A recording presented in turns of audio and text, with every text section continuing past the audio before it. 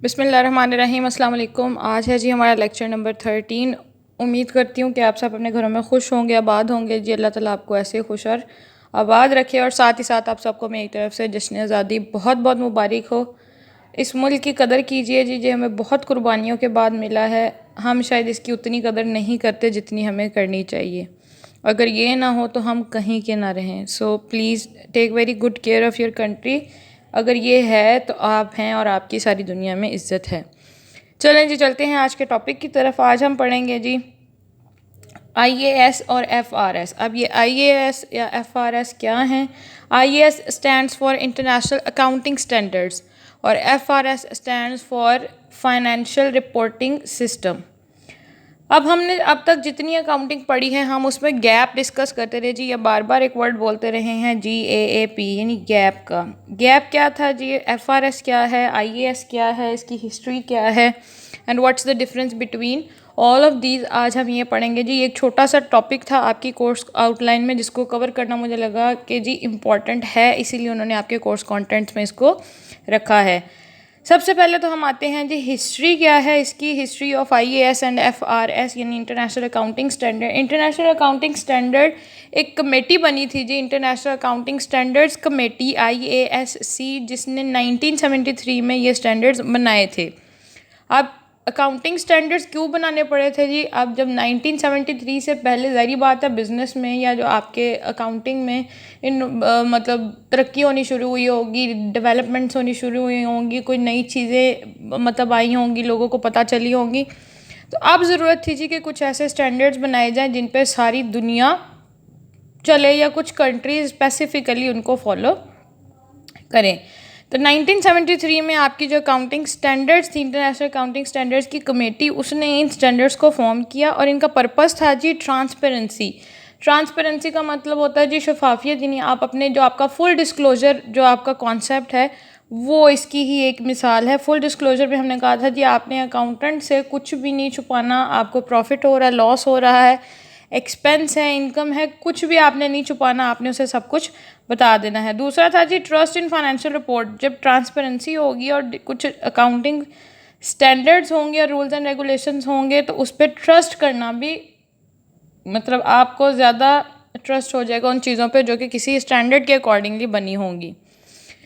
तीसरा था जी to cater the global trade. अब पहले मैंने कहा जी हो सकता है वो अकाउंटिंग स्टैंडर्ड्स किसी एक कंट्री में फॉलो किए जा रहे हों, एक स्टेट में फॉलो किए जा रहे हों या किसी एक ऑर्गेनाइजेशन में। अब उनका पर्पस था जी कि पूरी जो इंटरनेशनल ट्रेड है या ग्लोबल ट्रेड है, ग्लोबल का मतलब है जी ओवरऑल द वर्ल्ड जो आपकी ट्रेड है उसको कैटर करना इसका पर्पस था। But with the passage of time जो आपके इंटरनेशनल अकाउंटिंग स्टैंडर्ड्स बने थे, अब ज़रूरी तो नहीं जो एक चीज़ सेट कर दी जाए हो, यानी किसी ने जब प्राइमरीली ये रूल बनाए तो बाद में पता चला कि इन रूल में भी कहीं ना कोई फ्लॉज मौजूद हैं। तो कहते हैं जी with the passage of time economic development जब हुई तब इनमें यूनिफॉर्मिटी या चेंज लाने की ज़रूरत पड़ी। यूनिफॉर्मिटी का मतलब है जी इन स्टैंडर्ड्स को एक हर कंट्री के लिए या कुछ ऐसे स्टैंडर्ड्स थे जी जो सबके लिए एक जैसे होने चाहिए थे और कुछ में चेंज करने की भी ज़रूरत पड़ी थी। सो इन 2001 इन्हीं इंटरनेशनल अकाउंटिंग स्टैंडर्ड्स को जो आपके IASC हैं या IAS थे उनको रिप्लेस कर दिया गया बाय FRS यानी फाइनेंशियल रिपोर्टिंग सिस्टम्स ने। ये एक बोर्ड बना था जी इंटरनेशनल अकाउंटिंग स्टैंडर्ड्स का बोर्ड, जिसने आपके ये रूल्स एंड रेगुलेशंस या फाइनेंशियल रिपोर्टिंग सिस्टम के अंडर जो सारे थे इंटरनेशनल स्टैंडर्ड्स वो उन्होंने बनाए थे। ओके जी, तो जब ये रूल्स एंड रेगुलेशंस रिप्लेस कर दिए गए विद FRS तब से लेके अब तक वही फॉलो किए जा रहे हैं। 2001 में रिप्लेस हुए थे, उसके बाद अच्छा ज़रूरी नहीं था कि वो सारे के सारे चेंज कर दिए गए थे, but there were few rules and regulation जिनमें चेंज की ज़रूरत थी, हो सकता है उन्होंने वो चेंज किए हों। अब वो कहते हैं कि इंटरनेशनल अकाउंटिंग स्टैंडर्ड्स में जो सबसे ज़्यादा थे वो थे आपके गैप्स यानी जनरली एक्सेप्टेड अकाउंटिंग प्रिंसिपल्स। और कहते हैं जी गैप में और IFRS यानी जो आपके इंटरनेशनल फाइनेंशियल रिपोर्टिंग सिस्टम है इसमें डिफरेंस क्या है। सबसे पहले डिफरेंट है जी GAAP is followed in US only, यानी यूनाइटेड स्टेट्स में जितने भी आपके गैप के रूल्स हैं सिर्फ और सिर्फ वो अप्लाई होते हैं। गैप के रूल्स एंड रेगुलेशंस यूएस की कंट्री में, यूएस की ऑर्गेनाइजेशंस में और यूएस की स्टेट्स में नॉर्मली ज़्यादा यूज़ की जाती हैं, जबकि जो आपके इंटरनेशनल फाइनेंशियल रिपोर्टिंग सिस्टम्स हैं वो यूरोपियन यूनियन में भी फॉलो किए जाते हैं, चाइना में भी किए जाते हैं। जितने आपके बाकी के कंट्रीज़ हैं 110 ऑलमोस्ट कंट्रीज़ हैं जिनमें आपके इंटरनेशनल फाइनेंशियल रिपोर्टिंग सिस्टम्स को फॉलो किया जाता है। दूसरा डिफरेंस है जी, गैप इज़ रूल बेस्ड और जो आपका फाइनेंशियल रिपोर्टिंग सिस्टम्स हैं वो प्रिंसिपल बेस्ड है। अब बच्चे ये पूछेंगे जी कि रूल और प्रिंसिपल में क्या डिफरेंस है, हमारे लिए तो दोनों चीज़ें एक ही हैं। तो रूल्स का मतलब है जी, rules are imposed by the outside party, यानी जो आपको कोई आउटर शख्स या कोई आउटर अथॉरिटी या आउटसाइड अथॉरिटी होती है ऑर्गेनाइजेशन के बाहर वाली, वो जब आपको कोई चीज़ बताती है, किसी चीज़ का प्रोसीजर बताती है, तो वो रूल्स कहलाते हैं। गैप में जो है वो रूल बेस्ड है, गैप ने आपको जो रूल्स दे दिए हैं आपने वही फॉलो करने हैं। आईएफआरएस में प्रिंसिपल्स होते हैं, तो प्रिंसिपल का मतलब है जी, principles are the decisions which are made by the internal authorities कि हमने क्या करना है और क्या नहीं करना, यानी क्या ठीक है क्या गलत है, हमारी ऑर्गेनाइजेशन को क्या मेथड सूट कर रहा है, कौन सा मेथड सूट नहीं कर रहा, हमारी फाइनेंशियल रिपोर्ट साल के लिए बननी चाहिए, यानी हमारा अकाउंटिंग ईयर कितनी देर का होना चाहिए। उसके बाद है जी, GAAP focuses on research whereas जो आपका एफआईआरएस है वो फैक्ट्स एंड पैटर्न्स पर। अब उसने कहा जी रिसर्च, रिसर्च का मतलब है गैप वो वाले रूल्स बनाता है, जनरली एक्सेप्टेड अकाउंटिंग प्रिंसिपल्स वो वाले बनाएगा जो कि रिसर्च पे बेस्ड है, यानी उसने 100 ऑर्गेनाइजेशन का डाटा सर्च किया कि अगर वो एक मेथड को फॉलो कर रहे हैं तो वो एप्लीकेबल है, इसीलिए वो क्या बन जाएगा, गैप का एक प्रिंसिपल बन जाएगा। आईएफआरएस में ऐसा नहीं है, उसने कहा जी ये फैक्ट्स एंड पैटर्न्स पे डिफर करता है कि आपकी ऑर्गेनाइजेशन खुद क्या चाहती है, किस पैटर्न को फॉलो करके, यानी अब ये वेरी कर सकता है from organisation to organisation and from country to country. उसके बाद वो कहता है जी आपका जो गैप है उसमें ऑप्शंस होते हैं आपके पास, गैप में आपके पास नंबर ऑफ प्रिंसिपल्स हैं, आप उनमें से कोई भी चूज़ कर सकते हैं। जिस तरह उसने कहा है जी, in GAAP you have option for, जो आपका मैंने क्लोजिंग इन्वेंट्री सॉरी हमने पीछे पढ़ा था मेथड्स ऑफ रिकॉर्डिंग इन्वेंट्री, उसमें फाइफो था, लाइफो था, एवरेज कॉस्टिंग मेथड था। तो उसने कहा है जी आपको गैप जो है वो चॉइस देता है, या तो लाइफो फॉलो कर लें या फाइफो कर लें, लेकिन आईएफआरएस में ऐसा नहीं है। आईएफआरएस के accordingly you don't have option to choose LIFO, आप लाइफो मेथड नहीं यूज़ कर सकते। अगर आपकी कंपनी या आपका इदारा आईएफआरएस को फॉलो कर रहा है तो तब आपको क्या करना पड़ता है जी, आपको सिर्फ़ और सिर्फ फाइफो मेथड के अंदर इन्वेंट्री को रिकॉर्ड करना पड़ता है। ठीक है जी, ये कुछ बेसिक चीज़ें थी आपकी इंटरनेशनल अकाउंटिंग स्टैंडर्ड्स और आईएफआरएस के दरमियान डिफरेंस की। ये हमारा एक टॉपिक था छोटा सा। अगर आप अभी भी चाहते हैं जी कि इसके बारे में मज़ीद सर्च कर सकें विद एग्जांपल्स, तो आप गूगल पे जा सकते हैं, विकीपीडिया से कभी सर्च मत किया करें, और बहुत सारी अच्छी अकाउंटिंग की वेबसाइट्स होती हैं, वहाँ पे जाके सर्च करें जी what is the difference between IAS and FRS, तो आपको बहुत सारा डाटा मिल जाएगा। हमारे बच्चों के साथ प्रॉब्लम ये है जी, या जब हम स्टूडेंट थे हमारे साथ भी यही था जी, सबसे पहले विकीपीडिया आता है, हम वही ओपन करते हैं और वहीं से डाटा सर्च करके कॉपी पेस्ट या हम वही चीज़ें याद कर लेते हैं। But make sure internet surfing आना बहुत ज़रूरी है। अब लोग कहेंगे जी सर्फिंग क्यों ज़रूरी है, सर्फिंग का मतलब होता है जी सर्च करना डेटा। आप किसी एक ऑर्गेनाइजेशन के सहारे या किसी एक वेबसाइट के सहारे ना रहें, सर्च किया करें चीज़ों को। सपोज़ अगर एक वर्ड आपने लिखा ना अकाउंटिंग, वहाँ पे विकीपीडिया की डेफिनेशन भी आएगी, वहाँ किसी बुक मतलब ऑथर की डेफिनेशन भी आएगी, वहाँ किसी इंटरनेशनल ऑर्गेनाइजेशन की आपकी भी आएगी डेफिनेशन। तो सारी चीज़ों को देखा करें, विकीपीडिया पे जो आता है सिर्फ वही देख के फॉलो मत कर लिया करें, या इसकी जो डिफरेंसेस हैं हाँ इसकी हिस्ट्री वहाँ से पढ़ लें, कोई फ़र्क नहीं पड़ता। बट जब आप मेजर डिफरेंसेस विद एग्जांपल्स पढ़ना चाह रहे हैं तो वो कोई और अच्छी अकाउंटिंग की वेबसाइट ओपन हो जाएगी। बहुत सारे ऑप्शंस देता है गूगल में, इसीलिए तो उसको आपका जो सर्च इंजन है सबसे बेस्ट गूगल इसीलिए कंसिडर किया जाता है कि देयर आर 1000 बल्कि मिलियंस ऑफ ऑप्शन वहाँ पे। अगर आप एक चीज़ सर्च करते हो तो उसके मिलियन रिजल्ट्स आते हैं सर्च के। सो मेक श्योर कि एक चीज़ पे मत अड़ा करें या वहीं पे मत टिक जिया करें, don't stick to one thing. अब अपनी सर्फिंग की जो कह लीजिए आपकी एबिलिटीज़ हैं उनको बेहतर करें ताकि आप ज़्यादा से ज़्यादा अच्छे तरीके से चीज़ों को सर्च कर सकें। ओके जी, हमारा आज का नेक्स्ट टॉपिक है कंसोलिडेटेड स्टेटमेंट्स या कंसोलिडेटेड अकाउंट्स। अब कंसोलिडेटेड अकाउंट्स या स्टेटमेंट्स क्या होती हैं जी? कंसोलिडेटेड का सबसे पहले तो मतलब समझेंगे जी। कंसोलिडेटेड का मतलब होता है कंबाइन। अगर उर्दू मतलब देखें तो वो मुस्तहकम होता है कंसोलिडेटेड का, बट यहाँ पे इन टर्म्स ऑफ अकाउंटिंग हमारा मतलब है जी कंबाइंड स्टेटमेंट। अब वो कंबाइंड स्टेटमेंट्स किसकी हो सकती हैं? दो तरह से हो सकती है जी, कंबाइनिंग ऑफ 2 डिफरेंट ईयर्स या 3 डिफरेंट, यानी डिफरेंट ईयर्स की भी कंबाइन हो सकती हैं, डिफरेंट डिपार्टमेंट्स की भी हो सकती हैं।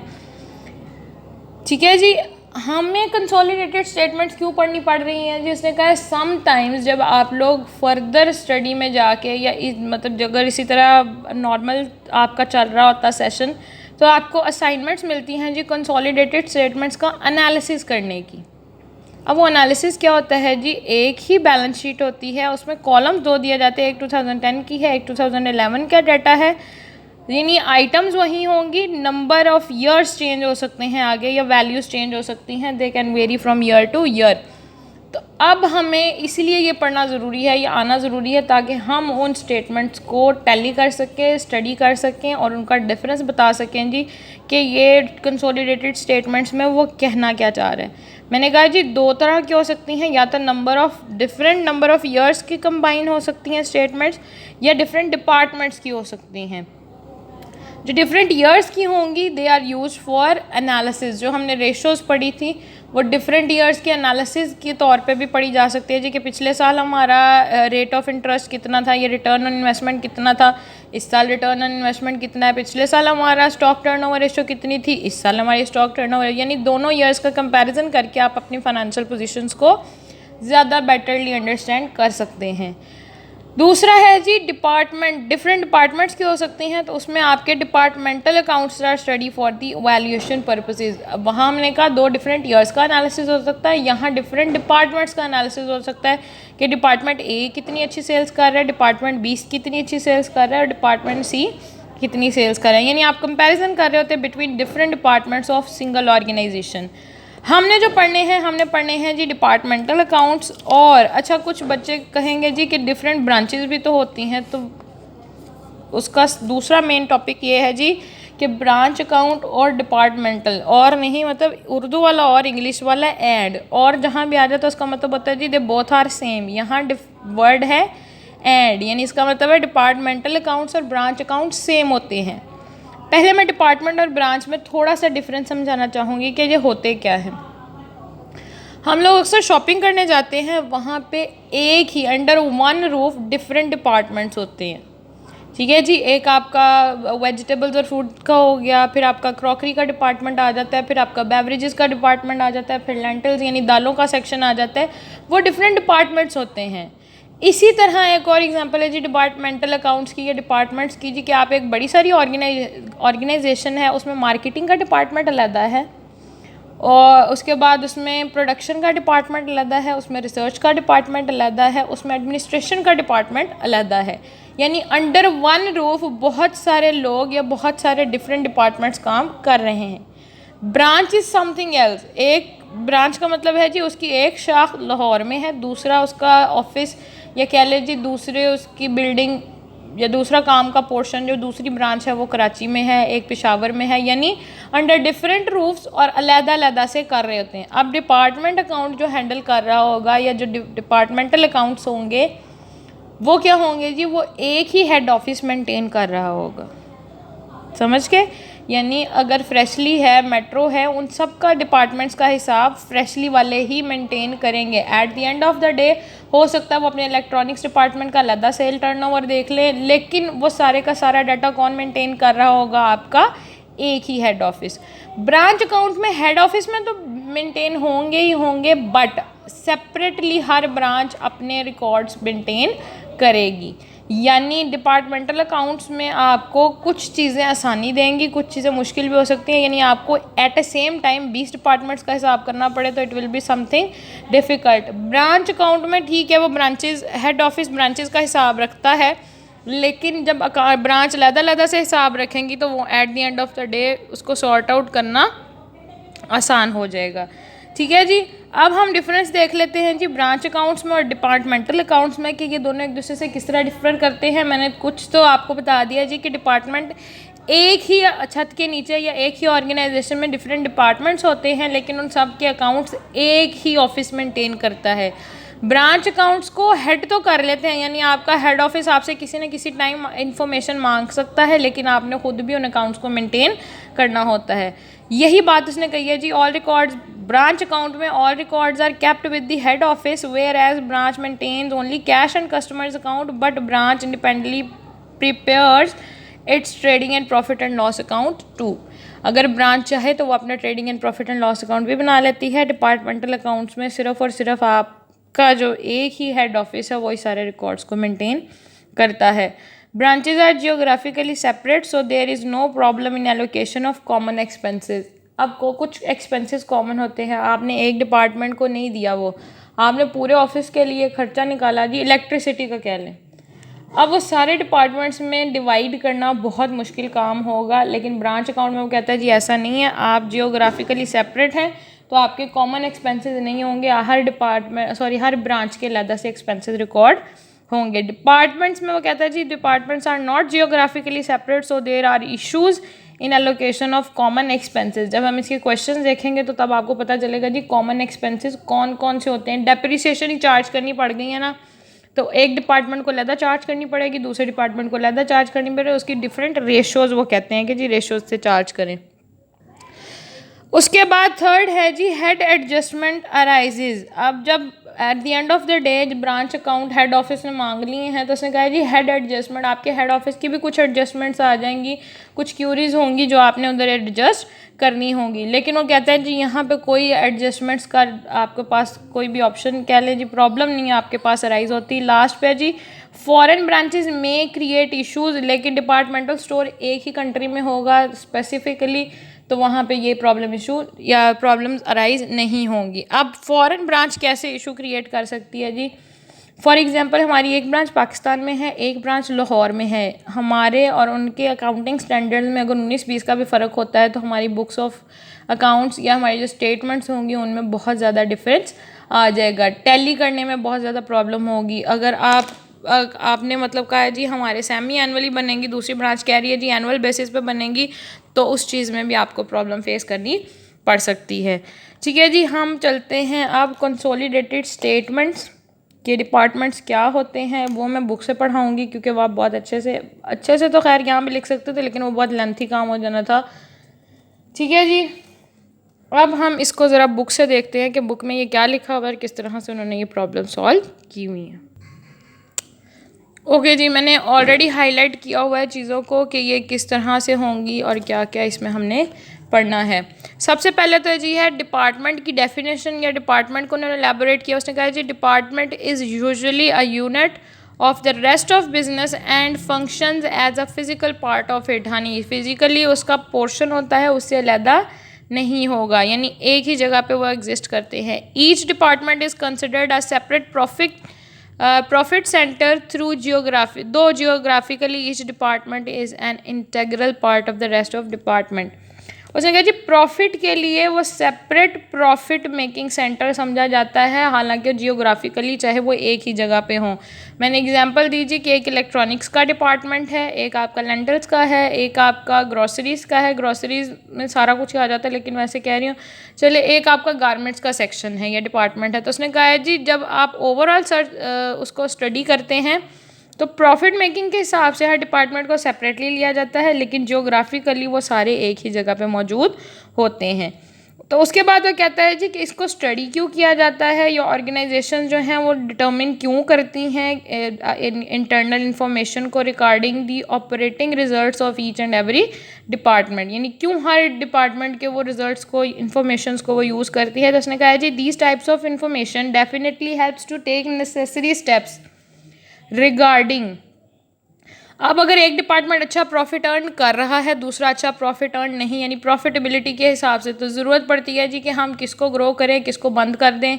डिग्री ऑफ रिस्क, कि हम किस चीज़ पे कितना रिस्क ले रहे हैं जी, ये चलेगा या नहीं चलेगा। अगर 10 साल हो गए, 10 साल तो नहीं बहुत ज़्यादा टाइम, अगर साल हो गया लेकिन वो डिपार्टमेंट एफिशिएंटली वर्क नहीं कर रहा, तो हम इस पर मज़ीद रिस्क लेना चाहिए या नहीं लेना चाहिए।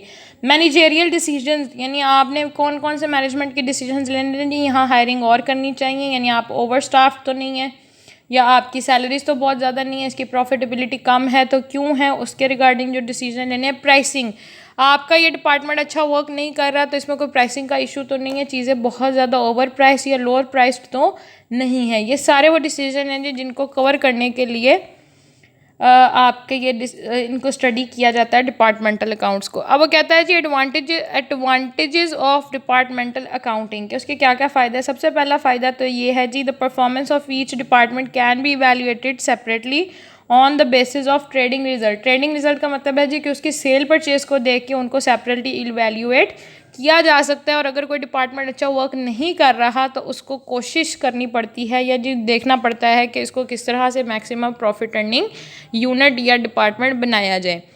दूसरा है जी, it helps the management to take decision that decide whether to drop department और ऐड अ न्यू वन। मैंने पहले भी कहा जी कि डिसीजन लेना आसान हो जाता है कि अगर एक डिपार्टमेंट एफिशिएंटली वर्क नहीं कर रहा तो उसको रखना है या नहीं रखना, इसको फर्दर चलाना है या नहीं, और अगर चलाना है तो इसमें मज़ीद कोई इजाफा करना चाहिए या इसको ख़त्म कर देना चाहिए। अगर तो देखिए एक डिपार्टमेंट बहुत अच्छा वर्क कर रहा है तो फिर आप कह लेंगे जी कि इसमें मज़ीद एडिशन होना चाहिए। सपोज़ आपका क्रॉकरीज़ का सेशन है, वहाँ पे पहले सिर्फ कप थे या टी सेट्स थे या मग्स थे, लेकिन वो बहुत अच्छे से चल रहा है, लोगों को आपकी चीज़ें पसंद आ रही हैं, तो अब आप कहते हैं जी इसकी प्राइसिंग भी बहुत अच्छी है, आपको प्रॉफिटेबिलिटी भी अच्छी हो रही है, आप कहते हैं जी इसको रखूँगा तो सही लेकिन इसमें मुझे मज़ीद एडिशन करना चाहिए। हो सकता है कि आप इसी तरह की चीज़ों का एक नया डिपार्टमेंट बना दें, मतलब आपके एरिया में ऐसे लोग हों जिनको डेकोरेशन पीसेस ज़्यादा पसंद हो, तो आप एक और नया डिपार्टमेंट बना दें और वहाँ पे डेकोरेशन पीसेस रख दें। ठीक है जी। इसी तरह ऑर्गेनाइजेशन में अगर आपका मार्केटिंग का डिपार्टमेंट अच्छा चल रहा है तो उसको एक्सपैंड कर दें, मतलब आप फर्दर उसमें कोई नया शख्स ले आए, या अगर कोई अच्छा नहीं चल रहा डिपार्टमेंट तो वहाँ हायरिंग कर लें, वहाँ की सेल्स को सेल्स कह रही हूँ, वहाँ की सैलरीज़ को इंक्रीज़ कर दें, लोगों को मोटिवेट करना शुरू कर दें। लेकिन अगर एक डिपार्टमेंट मुसलसल मेहनत के बावजूद नहीं चल रहा तो हो सकता है कि आप ये डिसीजन ले लीजिए कि हम इस डिपार्टमेंट को बंद कर दें, क्योंकि ये हमारी ओवरऑल सेल्स पे इफेक्ट कर रहा है। थर्ड वाला है जी, the growth potential of department as compare to other can be evaluated. तो उसने कहा जी ग्रोथ पोटेंशियल पे डिपेंड करता है दोनों के कंपैरिजन से। एक डिपार्टमेंट ग्रो यानी दोनों डिपार्टमेंट एक साथ शुरू हुए थे, लेकिन एक ग्रो करते करते उसकी सेल्स लाखों करोड़ों में चली गई और दूसरे की थाउजेंड में भी नहीं आ रही। सो उनका जो ग्रोथ पोटेंशियल है वो दोनों डिपार्टमेंट्स का कंपेरिजन से एवेल्यूएट होता है। उसके बाद वो कहता है जी इसकी जो रिगार्डिंग इन्फॉर्मेशन होती हैं, काउंटिंग इन्फॉर्मेशन, तो वो इन्वेस्टर्स को, क्रेडिटर्स को, शेयर होल्डर्स को भी बूस्ट करने के लिए ज़रूरत है, यानी आपकी इन्वेस्टिंग जो एक्टिविटीज़ हैं उनके लिए बेटर होती है।